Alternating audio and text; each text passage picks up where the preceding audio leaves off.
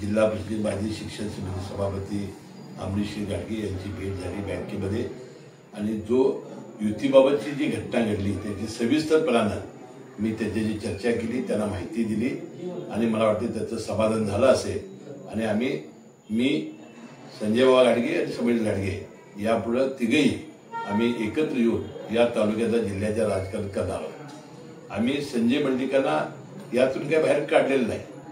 आम्हाला ज्या वेळा युतीची बैठक झाली चंद्रकांत दादांच्या बंगल्यावर तेव्हा मी उपस्थित होतो, मुन्ना महाडिक उपस्थित होते, नंतर चंद्रकांत दादा उपस्थित होते, प्राध्यापक मंत्री आंबेडकर साहेब उपस्थित होते आणि आमदार विनय कोरे उपस्थित होते।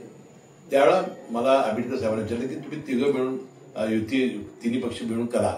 तर म्हटलं संजय मंडलिकांच्याबद्दल आज मुरगुडमध्ये त्यांच्याकडे असलेले राजकांत जमादारे माझ्याकडे आले आहेत, ते नगराध्यक्ष उमेदवार आहेत। माझ्याकडे असलेले उमेदवार प्रवीण पाटील त्यांच्याकडे गेले आहेत, ते त्यांचे उमेदवार आहेत। त्यामुळे तिथं समझोता होणं अवघड आहे आणि तिथं जर समजा झालं तर कागदमध्ये होणं अवघड आहे।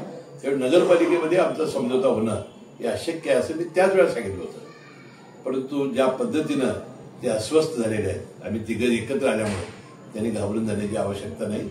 युती म्हणून काम करण्याची आमची इच्छा आहे, योग्य ते करायचे आहे। परंतु अशा पद्धतीनं वक्तव्य करणं, बिनबिळाचे आरोप करणं हे संजय मंडलिकांनी सोडून द्यावं असा एक इशारा मी आज या निमित्ताने त्याला देणार आहे। ऐकलं, गोकुळची बासुंदी पुन्हा खावीशी वाटतेय। खरं सांगू, मलाही खावीशी वाटतेय। पुन्हा पुन्हा खावीशी वाटणारी गोकुळ बासुंदी।